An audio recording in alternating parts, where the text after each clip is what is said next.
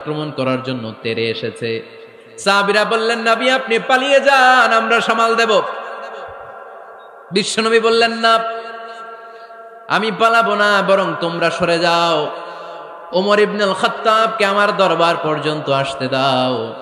আমার তো মনে হচ্ছে ওই যে তাহাজ্জুদের নামাজ শেষে চোখের পানি ছেড়ে যে আমি আল্লাহর কাছে দোয়া করেছি, আজকে আমার ওই দোয়াটা কবুল হতে শুরু করেছে। আমার তো মনে হচ্ছে আমার দোয়া কবুল হবে, আসতে দাও। ওমরে ফারুক এসে বললেন, আশহাদু আল্লা ইলাহা ইল্লাল্লাহ ওয়া আশহাদু আন্না মুহাম্মাদান আবদুহু ওয়া রাসূলুহু। আমি সাক্ষ্য দিলাম আল্লাহ ছাড়া কোনো ইলাহা নাই, নিশ্চয় আপনি আল্লাহর প্রেরিত বান্দা এবং রাসূল। পড়েন সুবহানাল্লাহ। ওমরে ফারুক যখন কালিমা শাহাদা পড়ে মুসলমান হয়ে বিশ্বনবীর হাতে হাত রাখলেন, মুসলিম সাহাবীদের মধ্যে খুশি আর আনন্দের বন্যা বয়ে গেল। মুসলিম হাতে গোনা সাহাবারা আল্লাহর প্রশংসা করলেন। বিশ্বনবী সাইয়েদনা ওমরে ফারুককে জড়িয়ে ধরলেন। ওমরে ফারুক এবার বিশ্বনবীরে বললেন, নবী গো, আলাসনা আলাল হক, আমরা কি সত্যের উপরে আছি নাকি আমরা ভুলের উপরে আছি? বিশ্বনবী বললেন, বালা নাহনু আলাল হক, আমরাই সত্যের উপরে আছি। সুবহানাল্লাহ পড়েন। আলাসনা আলাল হক, নবী আমরা কি সত্যের উপরে নাই?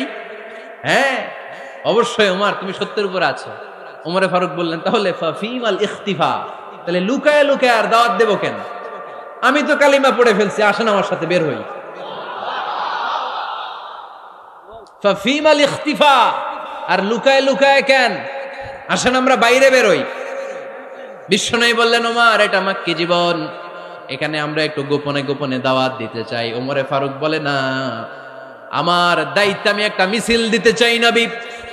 আল্লাহর নামের তাকবীর দিতে দিতে দারুল আরকাম থেকে শুরু করে মসজিদুল হারাম পর্যন্ত একটা মিছিল দিয়ে আমি মক্কা কাঁপাইয়া দেব। অনুমতি দেন। বিশ্বনবী দিতে চায় না। ওমর ফারুক অনেক বোঝানোর পরে স্বল্প পরিসরের একটা অনুমোদন পাওয়া গেল বিশ্বনবী সাল্লাল্লাহু আলাইহি ওয়াসাল্লামের কাছ থেকে। কিন্তু মিছিল যে দিবে, মিছিলের জন্য লোকের দরকার আছে না নাই? এখানে লোক নাই, আমি একাই মিছিল দিতেছি। এটা জমবে, মিছিল জমবে। খুঁজে উনি 11 জন মুসলিম সাহাবা পেলেন। কয়জন? ওমরে ফারুক বললেন, 11 জনই সই। এই 11 জন নিয়ে আমি আল্লাহর নামের তাকবীর দিব। 2 লাইন করলেন। কয় লাইন? 2 লাইন। পেছনে 6 জন, আর এই লাইনের নেতা বানালেন বিশ্বনবীর চাচা হামজাকে রাদিয়াল্লাহু তাআলা আনহু। আর সামনে 5 জন, তার আগে দাঁড়ালেন উনি নিজেই। তাহলে 6 6 12। বললেন, এই 2 লাইনে আমরা তাকবীর দিতে দিতে, বেশি না, এই দারুল আরকামের ঘর থেকে, আপনারা জানেন যে সাফা মারোয়া এখন যে সাই হয়, এই সাফার পাদদেশে ছিল দারুল আরকামের ঘর। উনি বললেন, এখান থেকে ওই যে কাবার গিলাফ দেখা যায়, কাবার গিলাফ পর্যন্ত আমরা এই তাকবীর নিয়ে ওখানে যাব। সুবহানাল্লাহ পড়বেন না? ওখানে উনি দাঁড়িয়ে ছোট্ট একটা ভাষণ দিয়েছিলেন। উনি বলেছিলেন, মান আরাদা আন তাসকুলা উম্মু ওয়া ইয়াতামা ওয়ালাদু ওয়া তারমিলা যাওজাতুহু ফালিয়াসুদ্দানি। খেয়াল করে শুনেন, কান দুইটা খরগোশের কানের মতো খাড়া করেন। উনি এক বাক্যের একটা ভাষণ দিলেন। ভাষণ দিতে জানলে বড় ভাষণ দেয়া লাগে না। এক বাক্যের ভাষণ দিয়ে গোটা বিশ্বকে ঝাঁকুনি মারা যায়। চিল্লায় বলো ঠিক কিনা? ওমরে ফারুক এক বাক্যের একটা ছোট্ট ভাষণ দিলেন। মান আরাদা আন তাসকুলা উম্মু, কে আছো মায়ের এই মক্কায়, কে আছো মায়ের বুক খালি করতে চাও? ইয়াতামা ওয়ালাদু, কে আছো বাচ্চাগুলারে, নিজের সন্তানগুলোরে ইয়াতিম বানাতে চাও? কে আছো তারমিলা যাওজাতুহু, নিজের স্ত্রীকে বিধবা বানাতে চাও? ফালিয়া সুদ্দানি, বুকের পাটা থাকলে আমি ওমর রে থামাও। ফালিয়া সুদ্দানি, দেখি মক্কায় কার এত বড় বুকের পাটা। কে আছো মায়ের বুক খালি করতে চাও, সন্তান রে এতিম বানাতে চাও, স্ত্রীকে বিধবা বানাতে চাও? ফালিয়া সুদ্দানি, পারলে আমারে ঠেকাও। এই বলে উনি আল্লাহু আকবার, আল্লাহু আকবার, আল্লাহু আকবার বলে স্লোগান শুরু করে দিলেন। এক এক স্লোগানে মক্কার মরুজমিন থারথার করে কাঁপতে আরম্ভ করলো। এই মিছিল মক্কার কেউ দেয় নাই। মিছিলের আওয়াজ শুনে আবু জাহেল বাইরিস, উতবা বাইরিস, শাইবা, ওয়ালিদ ইবনে মুগিরা সব বের হয়েছে। কিরে, আমার এলাকায় এত বড় স্লোগান, কার এত সাহস? বের হয়ে দেখে মিছিলের সামনে ওমর। ওমর রে দেখে দিছে এক দৌড়। কারণ ওমরে ফারুককে থামানোর মতো বাপের বেটা মক্কায় দ্বিতীয়টা কেউ ছিল না। আওয়াজ করে বলেন ঠিক কিনা? ওমরে ফারুক আল্লাহু আকবার, আল্লাহু আকবার বলে স্লোগান দিতে দিতে মসজিদুল হারামের ভেতরে ঢুকে গেল। কাবার গিলাফ ধরার পরে সেদিন মিছিল থেমেছে। ওই আল্লাহর নামের স্লোগান সেদিন কেউ থামাতে পারে নাই, কিয়ামত পর্যন্ত কেউ থামাতে পারবে না। চিল্লায় বলো ঠিক কিনা? ওই রকম একটা ওমরের দরকার, আমাদের বেশি চাই না। জোরে বলেন ঠিক কিনা? দাও খোদা দাও আমায় আবার ওমর দারাজ দিল, দাও খোদা দাও আমায় আবার ওমর দারাজ দিল, দাও আলীর মতো বীর সেনানি, আলীর মতো বীর সেনানি জাগাতে নিখিল, দাও খোদা দাও আমায় আবার ওমর দারাজ দিল। সুবহানাল্লাহ পড়েন। একটা ওমর লাগবে, চিল্লায় বলেন কয়টা? ওই ওমরের অপেক্ষায় বাংলাদেশ সহ গোটা মুসলিম উম্মাহ, ঠিক কি না? একটা ওমরই যথেষ্ট। আমাদের সেন্ট্রাল লিডারশিপ নাই তো, আমাদেরকে এদিকে লাথি মারলে আমরা ওইদিকে যাই, ওদিক থেকে গুতা মারলে আমরা এদিকে যাই। আমাদের রিপ্রেজেন্টেটিভ, আমাদের প্রতিনিধিত্ব করার মতো কোন কেন্দ্রীয় লিডারশিপ নেতৃবৃন্দ গোটা বিশ্বে নাই, ঠিক কি না?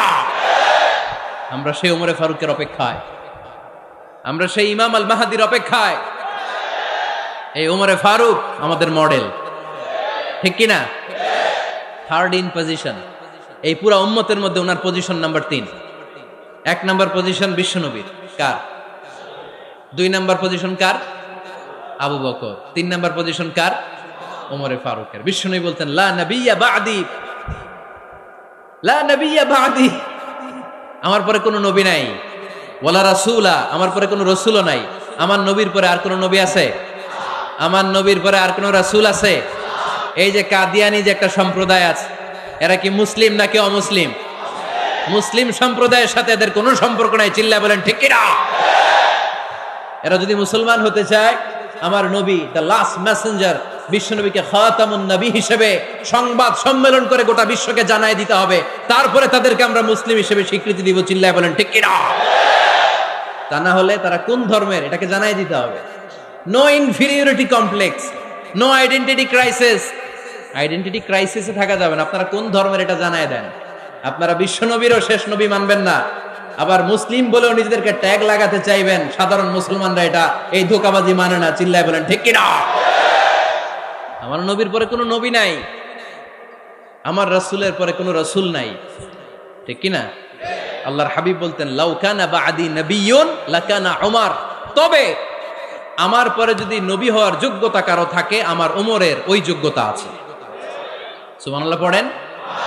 প্রভু তুমি বলেছ রাসূল দেবে না, বলনি দেবে না ওমর, বলনি দেবে না হামজা তারি, খালিদ বিজয় সম, তুমি বলেছ রাসূল দেবে না। সুবহানাল্লাহ পড়েন। এজন্য আমরা একটা ওমর চাই। কয়টা? বেশি লাগবে? নেতার মতো নেতা কয়টা লাগে? জোরে বলেন কয়টা? Enough, that's enough. Omar Faruk our super hero. ওনার সাথে বিশ্বনবী সাল্লাল্লাহু আলাইহি ওয়াসাল্লামের মুসাহারার সম্পর্ক ছিল। ওমরে ফারুক যে বিশ্বনবীর শ্বশুর, এটা অনেকে জানেই না।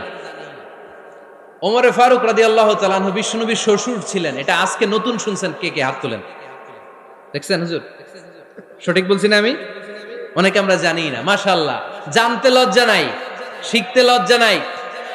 লজ্জা হচ্ছে অজ্ঞতায় আর মূর্খতায়, ঠিক কি না? আমরা শিখতে রাজি আছি। যে কথা বলে আমরা তার ছাত্র। আমার আগে হুজুর কথা বলতেছিলেন, আমরা ছিলাম ছাত্র। এখন আমি কথা বলতেছি, এখন আমরা সবাই হয়ে গেছি ছাত্র, ঠিক কি না? যিনি বলেন তিনি শিক্ষক, বাকিরা আমরা ছাত্র, ঠিক কি না?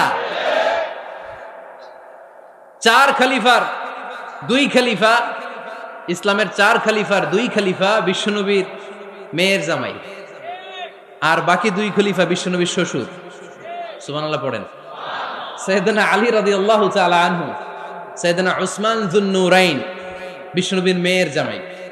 উসমান রাদিয়াল্লাহু তাআলা আনহুর কাছে বিশ্বনবী 2 মেয়েকে বিয়ে দিয়েছিলেন। একজন মারা যাওয়ার পরে আরেকজন। বিশ্বনবী বলেছেন এরপরে আরেকটা থাকলে ওইটারও বিয়ে দিতাম। সুবহানাল্লাহ পড়বেন না? 2 জন ছিল মেয়ের জামাই আর 2 জন ছিল শ্বশুর। সাইয়েদনা আবু বকর শ্বশুর, বিশ্বনবীর স্ত্রী আম্মাজান আয়েশা রাদিয়াল্লাহু তাআলা আনহার বাবা। বিশ্বনবীর স্ত্রী আম্মাজান হাফসা রাদিয়াল্লাহু তাআলা আনহার বাবা ছিল সাইয়েদনা ওমর ফারুক। চিল্লায় পড়েন আল্লাহু আকবার।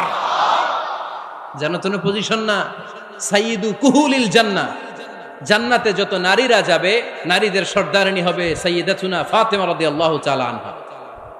এই ফরিদপুরের যত ইয়াং স্টাররা তোমরা যারা জান্নাতে যাবে, তোমাদের লিডার হবে সাইয়েদনা হাসান আর হুসাইন রাদিয়াল্লাহু তাআলা আনহুমা। আর বয়স্ক মুরব্বীরা যারা জান্নাতে ঢুকবেন, আপনাদের লিডার হবে সাইয়েদনা আবু বকর আর সাইয়েদনা ওমর ফারুক রাদিয়াল্লাহু তাআলা আনহু। সুবহানাল্লাহ পড়তে পারলেন না?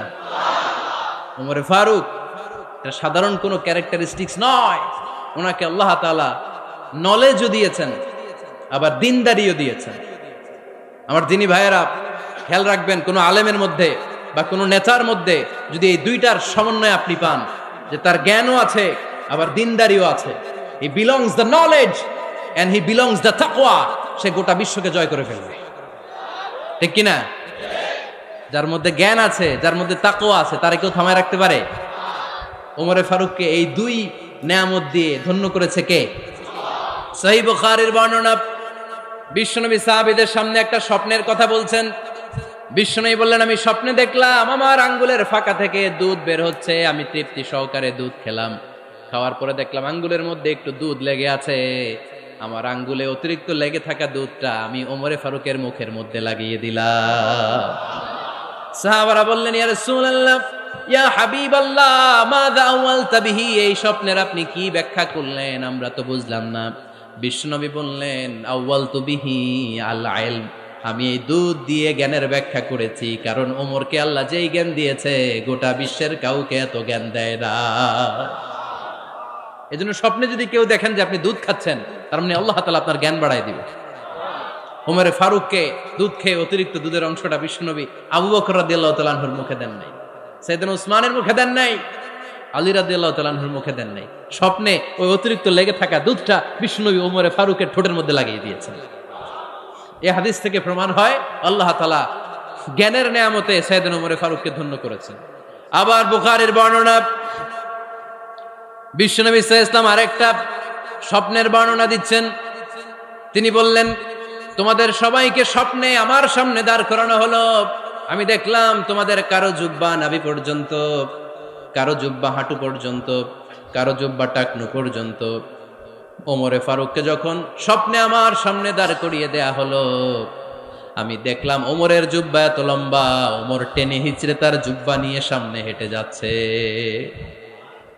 সাহাবারা বললেন, ফামাযা আওয়ালতা বিহি ইয়া রাসূলুল্লাহ, ও আল্লাহর রাসূল, এই স্বপ্ন দিয়ে আপনি কি বুঝাতে চাইলেন, আমরা কিছু বুঝলাম না।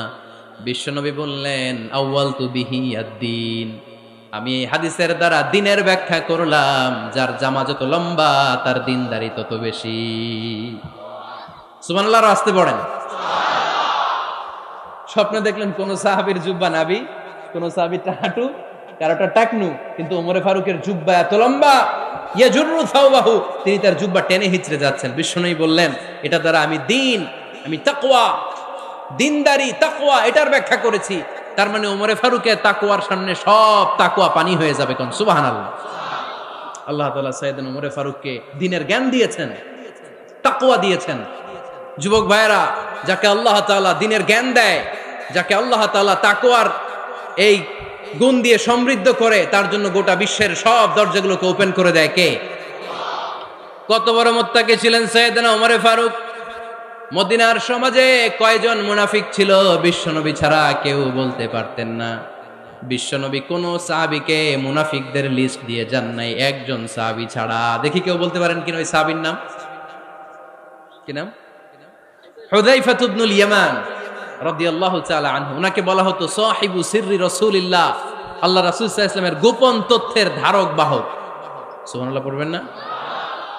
বিশ্বনবী ইন্তেকালের আগে মদিনার সমাজে মোট কয়জন মুনাফিক আছে, এই তথ্য আবু বকরকে বলেন নাই, ওমর রাদিয়াল্লাহু তাআলা আনহুকে বলেন নাই, উসমান রাদিয়াল্লাহু তাআলা আনহু, আলী রাদিয়াল্লাহু তাআলা আনহু, আশারাতুল মুবাশশিরিনা বিল জান্নাহ কোন সাহাবীকে বলেন নাই। শুধুমাত্র কেবলমাত্র একমাত্র হুযায়ফা ইবনুল ইয়ামান রাদিয়াল্লাহু তাআলা আনহুর কাছে মুনাফিকদের লিস্টে বিশ্বনবী দিয়ে গিয়েছেন। সুবহানাল্লাহ পড়েন। মদিনায় কারা কারা মুনাফিক কেউ জানতো না হুযায়ফা ছাড়া। কে ছাড়া? নামটা আজকে মুখস্থ করেন, যাতে অন্য কোনো ওয়াজে কেউ জিজ্ঞেস করলে বলতে পারেন। মুনাফিকদের লিস্ট যে সাহাবীর কাছে বিশ্বনবী দিয়ে গিয়েছিলেন, সাহাবীর নাম কি নাম? নামটা কেমন লাগে?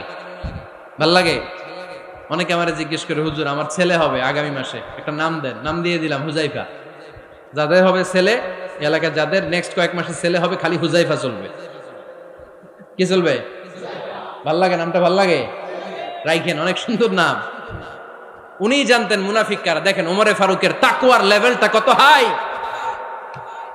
ওমরে ফারুক একদিন হুজাইফা রাদিয়াল্লাহু তাআলা আনহুর কাছে গেলেন, যে বললেন, হুজাইফা, বিশ্বনবী ইন্তেকালের আগে মুনাফিকদের নামের লিস্টটা কারো কাছে দেয় নাই, আমার জানা নাই, সাইয়েদনা আবু বকরের জানা নাই, কোন সাহাবীর জানা নাই, তুমি ছাড়া। আমি তোমার কাছে জানতে চাই, আমি ওমরের নামটা ওই মুনাফিকদের খাতায় আছে কিনা আমার একটু বলো। আমার ওমরের নামটা ওই মুনাফিকদের লিস্টিতে একটু আছে কিনা, নামটা একটু বলো। যদি থাকে আমি ভালো হয়ে যাব। আমি নেফাকি দূর করে পাক্কা মুমিন হতে চাই। আমার নাম যদি মুনাফিকের লিস্টে থাকে আমি তো শেষ। হুজাইফা চোখের পানি ছেড়ে দিয়ে বলে, আমিরুল মুমিনিন, কেমন প্রশ্ন করলেন আপনি? আপনি বিশ্বনবীর শ্বশুর। এই উম্মতে আপনার পজিশন 3 নাম্বার। আপনারে মুনাফিকরা ভয় পায়, শয়তান আপনারে ভয় পায়। আপনি জান্নাতে সব বয়স্ক লোকদেরকে নিয়ে জান্নাতের মধ্যে আগে আগে ঢুকবেন। কেমন করে মুনাফিকদের কাতারে আপনার নাম থাকতে পারে ওমর? সুবহানাল্লাহ পড়ে। কি বিনয়ী, কি তাকওয়া। হুজাইফাকে যে ধরতেন, হুজাইফা একটু বলো না আমার নামটা মুনাফিকদের লিস্টিতে আছে কিনা। ওমরে ফারুকের যদি এই টেনশন থাকে যে আমি মুনাফিক হয়ে গেলাম কিনা, আমাদের এই টেনশন থাকার দরকার আছে না নাই? হ্যাঁ, যেন সব সময় আল্লাহর কাছে দোয়া করতে হবে, আল্লাহ তুমি নেফাকি থেকে আমাদেরকে বাঁচাও। আরো জোরে পড়েন আমিন। আপনারা ওঠা বসা শুরু করলেন কেন? অনেক রাত হয়ে গেছে তাই? হ্যাঁ, শেষ করে দেই তাহলে না? যে অনেকের কষ্ট হচ্ছে মনে হচ্ছে। হ্যাঁ, এক নম্বরে যাচ্ছে এইটা সব মুখস্থ দেখি। হ্যাঁ, 1 নাম্বার, 2 নাম্বার, 3 নাম্বার। 1 নাম্বার হইল পেশাবখানা, 2 নাম্বার পায়খানা, 3 নাম্বার নাকি এইটা?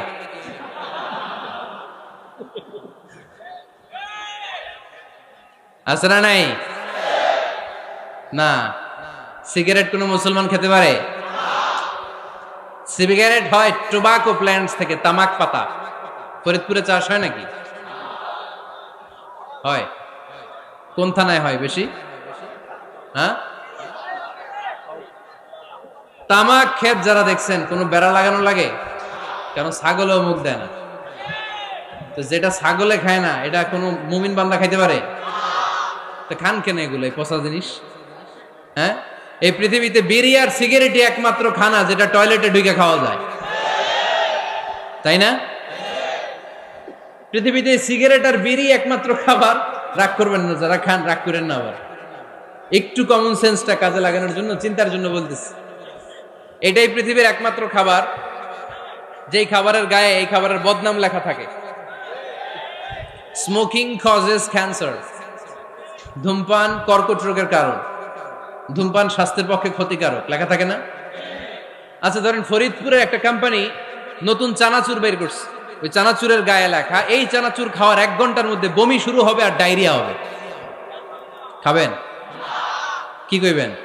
তুই খা। দোকানদারে কি কইবেন? তুই খা, তোর বমি হোক, তোর 14 গোষ্ঠীর ডায়রিয়া হোক, আমি টাকা দিয়ে এগুলো কিনবো না, ঠিক কিনা? কারণ এই প্রোডাক্টের গায়ে এই প্রোডাক্টের বদনাম লেখা, এটা আমরা কিনবো কেন? কিন্তু সিগারেটের উপরে সিগারেটের বদনাম লেখা থাকার পরও আমরা খাই, টয়লেটে বসে খাই। এটার মধ্যে একটা পয়জন আছে, এটাকে বলে স্লো পয়জন, নিকোটিন। এটা আপনার লাং, ফুসফুসকে শেষ করে দিবে। Slow poison. সিগারেট খাওয়া অনেকটা আত্মহত্যা শামিল। বিষ খেলে সাথে সাথে মরে, সিগারেট খেলে ধুকে ধুকে মরে। আর সিগারেট থেকে হিরোইন, গাঁজা, ফেন্সিডিল, ইয়াবা, মেরিজুয়ানার পথে মানুষ পথ বাড়ায়, পা বাড়ায়, তাই না? এগুলো খাবেন না। ওয়ালা তুলকু আইদিকুম ইলা তাহলুকা। নিজেকে স্বেচ্ছায় ধ্বংসের দিকে ঠেলে দিও না। জীবনটা অনেক সুন্দর, জীবনটা অনেক রঙিন, আল্লাহর দেয় জীবনটাকে উপভোগ করার দরকার আছে না নাই? এই জন্য সিগারেটকে এই ফরিদপুরের প্রোগ্রাম থেকে আমরা আজকে নো বলে দিলাম। কি বলে দিব? আওয়াজ করে সবাইকে আমরা সবাই একসাথে বলবো সিগারেটকে কি বললাম?